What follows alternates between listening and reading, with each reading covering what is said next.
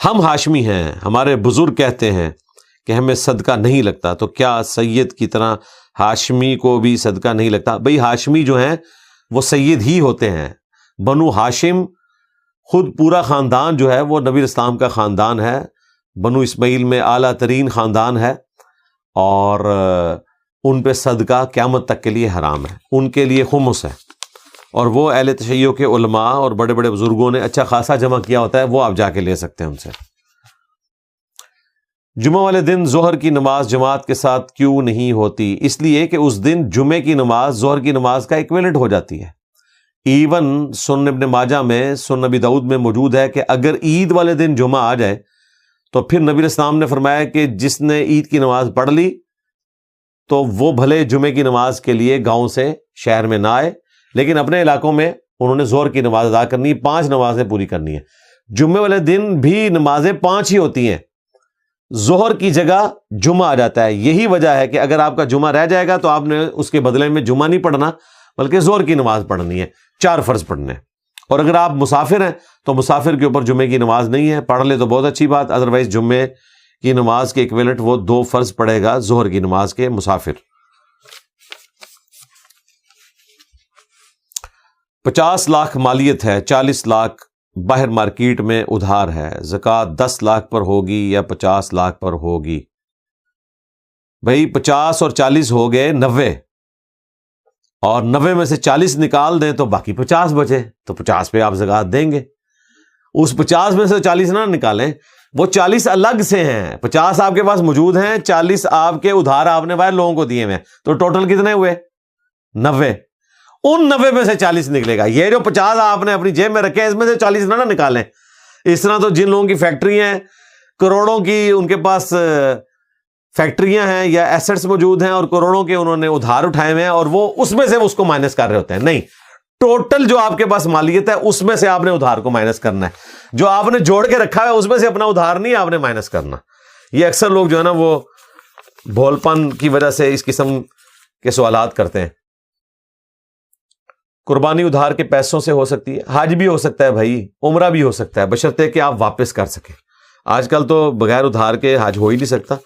حج 15 سے 20 لاکھ میں چلا گیا، تو کمیٹیاں جو آپ ڈالتے ہیں وہ آپ کا ادھار ہی ہوتا ہے. تو اس طریقے سے ایسا شخص جو ادھار اتارنے کی صلاحیت رکھتا ہے، یعنی کمیٹیاں اس نے ڈالی ہوئی ہیں اور وہ بعد میں اتار لے گا، تو ادھار اٹھا سکتا ہے. جیسے صدقہ جاریہ کا ثواب مرنے کے بعد بھی ہے، ایسے ہی دین میں فرقے بنانے والوں کو مرنے کے بعد بھی سزا ملے گی. جی انشاءاللہ، جیسا کہ چاروں اماموں نے یہ کام نہیں کیا. یہ آپ غلط چیز ان کی طرف منسوب نہ کریں. دیکھیں عیسیٰ ابن مریم نے توحید کی دعوت دی ہے، کرسچنز نے ان کی طرف غلط عقائد منسوب کیے، تو نعوذ باللہ عیسیٰ ابن مریم پہ کوئی وبال نہیں ہے. اسی طریقے سے 4 اماموں نے کہیں فرقے کھڑے نہیں کیے، بلکہ وہ تو مخالفت کرنے والے تھے. یہ تو ان کے ناموں پر سلطنت عثمانیہ نے 400 سال تک، 1517 سے 1917 تک 4 مسلح ڈال کے رکھے، کعبہ شریف کی جمعیت کو توڑا. اور اس وقت ہمارے جو ائمہ تھے، جو بڑے بڑے حدیث کے ائمہ ہیں، ان کو ایٹ لیسٹ آپ سمجھ لیں دنیا سے گئے ہوئے 700-800 سال ہو چکے تھے. یہ ان کے نام پہ فرقے کھڑے کیے کہ خود شاہ ولی اللہ دہلوی نے حجت اللہ البالغہ میں لکھا کہ اماموں کے نام پہ جو تقلید کا سلسلہ شروع ہے یہ 4 صدی ہجری میں آ کے شروع ہے. تو اماموں کو تو پتہ ہی نہیں تھا کہ ان کے نام پہ لوگوں نے یہ کچھ کرنا ہے. بڑی عید کی نماز سے پہلے جو لوگ قربانی کرتے ہیں وہ قبول ہوگی؟ نہیں قبول ہوگی جی. بخاری مسلم میں حدیث ہے کہ جس نے عید کی نماز سے پہلے قربانی کی اس نے اپنے لیے کی گوشت کھانے کے لیے. اور ایک واقعہ بھی رپورٹ ہوا تھا، تو نبی اسلام نے صحابی کو کہا کہ تم دوبارہ قربانی کرو، تو اس نے کہا میرے پاس تو اب ایک چھوٹا بکری کا بچہ ہے، تو آپ نے فرمایا وہی قربان کر لو. لہٰذا عید کی نماز سے پہلے قربانی نہیں ہوگی. اس میں نماز آپ نے پڑھی ہوئی ہے یا نہیں پڑھی اس کا کوئی لینا دینا نہیں. پورے شہر میں کہیں پر بھی عید کی ایک نماز ہو گئی، آپ نے پڑھی ہے یا نہیں پڑھی، آپ اپنا جانور قربان کر سکتے ہیں. بہتر تو یہ ہے کہ آپ اپنی نماز پڑھنے کے بعد جانور قربان کریں.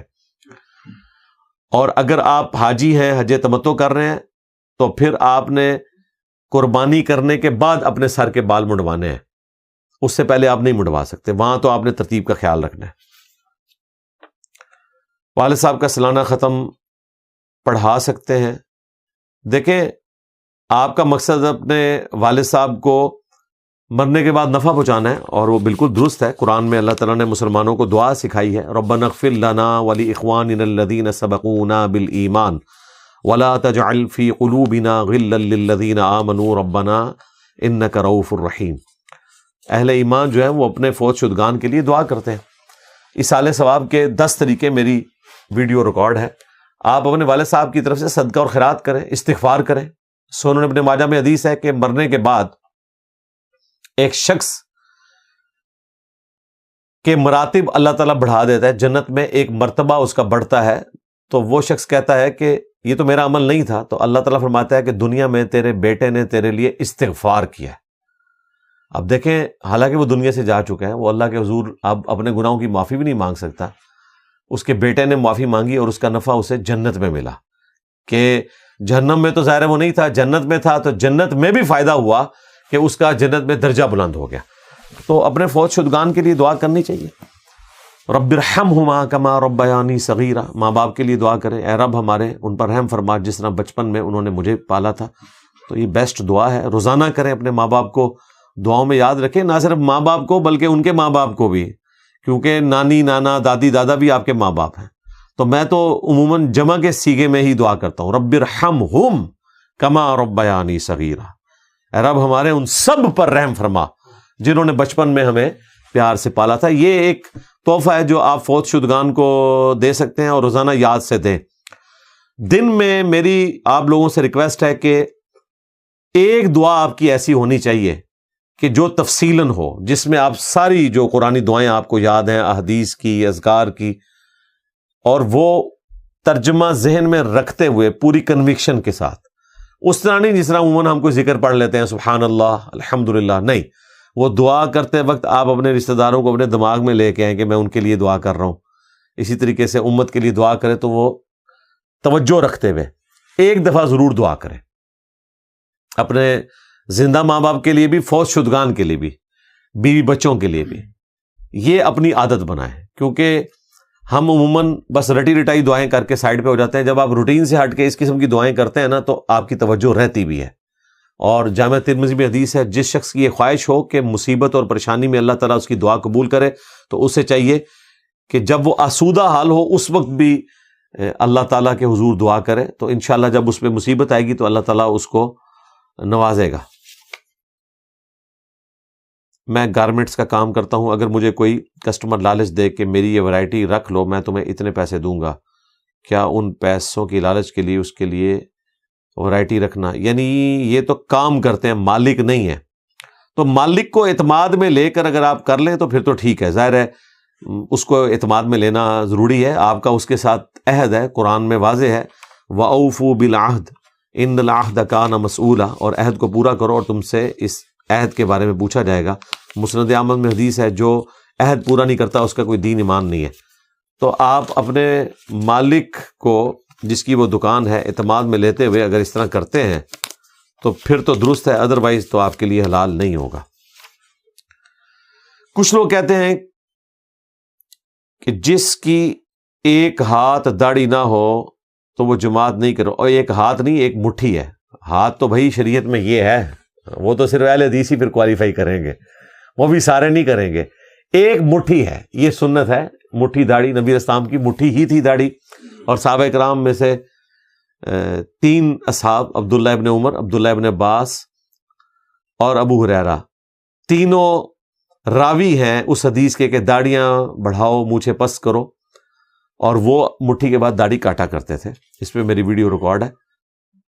جماعت کروانے کے لیے تو داڑھی شرط نہیں ہے، جماعت کے لیے شرط ہے قرآن کا آنا۔ صحیح مسلم میں حدیث ہے، 4 شرائط ہیں۔ نمبر 1 قرآن کا علم، اس میں اگر برابر ہیں، اس کے بعد سنت، اس میں بھی برابر ہیں تو جس نے ہجرت پہلے کی یعنی دین میں جو سینئر ہے، اس میں بھی برابر ہیں تو پھر جو عمر میں بڑا ہے۔ تو داڑھی کا اس سے کوئی لینا دینا نہیں ہے۔ ایک شخص نے داڑھی رکھی ہوئی ہے لیکن اسے قرآن پڑھنا نہیں آتا، اور ایک شخص کی داڑھی نہیں ہے، داڑھی مڑاتا ہے لیکن قرآن اچھا پڑھتا ہے، تو وہ اہل ہوگا امامت کا۔ تو قرآن پڑھنے کے ساتھ سنت کے علم کے ساتھ اس کا تعلق ہے۔ اب اگر آپ کہیں گے وہ باعمل نہیں ہے، تو بھائی داڑھی ہونا کوئی باعمل ہونا نہیں ہے، صرف داڑھی تو کافی نہیں ہے عمل کے لیے، قرآن بھی آنا چاہیے۔ اور اگر داڑھی رکھ کے کوئی شخص جھوٹ بول رہا ہے تو جھوٹے شخص کے پیچھے کیا جماعت کے ساتھ آپ نماز پڑھ سکتے ہیں؟ یعنی لوگ یہ تو پوچھتے ہیں داڑھی منڈے کے پیچھے نماز ہو جاتی ہے، یہ نہیں پوچھتے کہ جھوٹے کے پیچھے، شرک کرنے والے امام کے پیچھے اس طرح کی کوئی گفتگو نہیں کرتا. بھائی سب کے پیچھے نماز ہو جاتی ہے. نماز کے لیے قرآن صحیح آنا چاہیے.